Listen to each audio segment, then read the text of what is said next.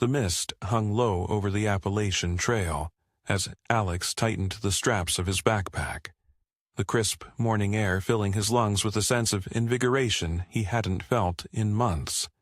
Beside him, Becca adjusted her woolen beanie, her chestnut hair tucked neatly underneath. "Ready for this?" she asked, her green eyes shimmering with excitement and a hint of apprehension. "Always," Alex replied with a grin, masking the flutter of nervousness in his stomach. Behind them, Derek fiddled with his camera gear, his fingers deftly assembling lenses with the precision born from years of passion. "If we're lucky, we might spot a hawk, or even a fox," he mused aloud, his obsession with capturing wildlife evident in the way his eyes scanned the tree line. Each carried their own unspoken burdens. Alex sought escape from the pressures of a stagnant career.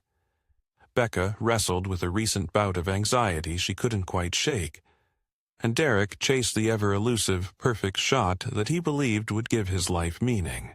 As they ventured deeper, the forest seemed to transform around them. Towering oaks and maples formed a cathedral of amber and gold leaves, their branches whispering secrets to the wind. Sunlight filtered through the canopy, casting dappled shadows that danced on the moss-covered ground. Yet, beneath the natural beauty lurked an unsettling stillness. The usual chorus of birdsong was absent, replaced by the creaking of ancient trees and the soft crunch of their footsteps on the carpet of fallen leaves. Becca shivered involuntarily. "Do you feel that?" she murmured. Alex squeezed her hand. "Just the thrill of adventure," he assured her, though he couldn't dismiss the creeping sensation that they were trespassers in a place that was silently observing them. Derek lagged behind, capturing close-ups of fungi sprouting from a decaying log, blissfully unaware of the growing tension. A chill wind swept through the forest, and the path led them to a secluded clearing they hadn't expected. In the center stood a dilapidated hunting blind, its weathered planks and sagging roof a stark contrast to the vibrant foliage. "Strange," Alex muttered. "This isn't on the map." Curiosity piqued, Derek approached the structure, camera poised. "Wait!" Becca hissed, a knot forming in her stomach. But it was too late. Voices drifted from beyond the trees, the rough, guttural tones of men engaged in hushed conversation. Derek crouched behind a thicket, his lens zooming in on a grim tableau. Figures unloading cages from the back of a mud-splattered truck. The anguished cries of animals piercing the heavy air. His finger pressed the shutter instinctively. The sudden click seemed deafening. One of the men snapped his head in their direction, eyes cold and penetrating.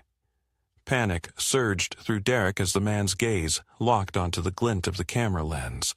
"Run!" Derek whispered fiercely as he stumbled back toward Alex and Becca.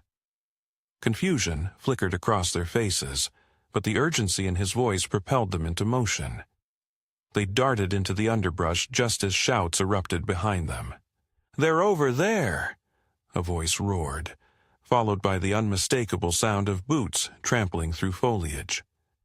Heart pounding, Alex led them off the trail, his mind racing to recall the topography of the area. Becca's breath came in ragged gasps, fear etched into her features.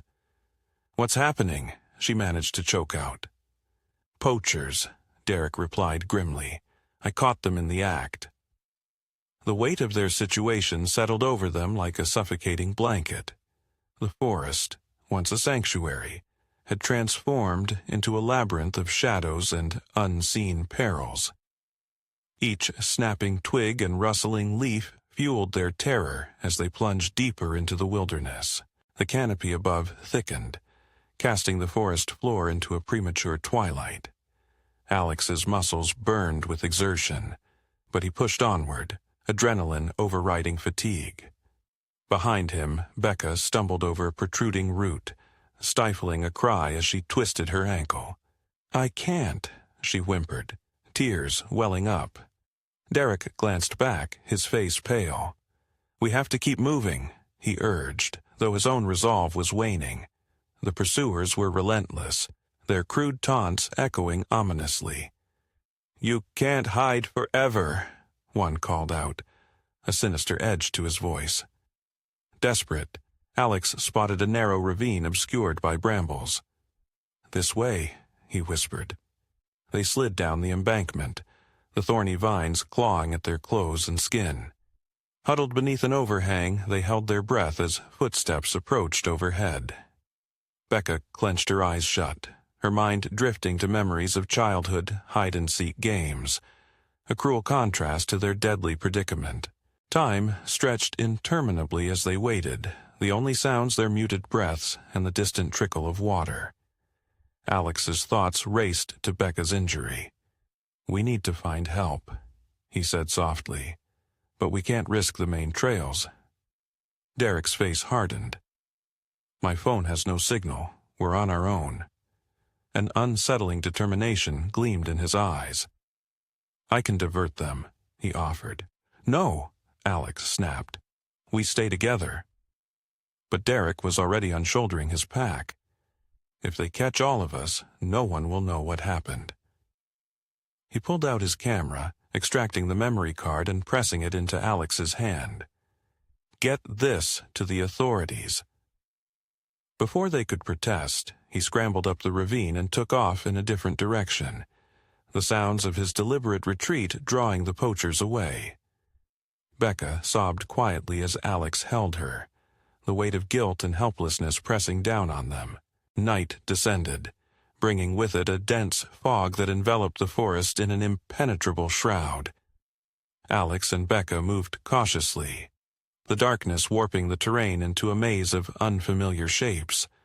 The hoot of an owl made Becca startle, clutching Alex's arm tightly. "I can't go on," she whispered. "Yes, you can," he insisted, though his own strength was waning. A faint glow appeared through the mist. A lantern hanging outside a lone cabin nestled among the trees. Relief flooded them. "Maybe they can help," Becca said, hope flickering in her eyes. They approached cautiously, knocking on the weathered door. It creaked open to reveal an elderly woman with eyes as sharp as a hawk's. "Lost, are you?" she rasped. Inviting them inside, she offered a brief respite from their ordeal. The cabin was sparse, adorned with talismans and herbs that emitted a soothing fragrance. "Rest here," she said. "Your friend took a great risk. The forest watches over the noble."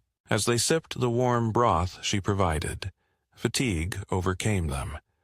Sleep beckoned like a siren's call. When Alex awoke, daylight filtered through the window, and the old woman was nowhere to be seen.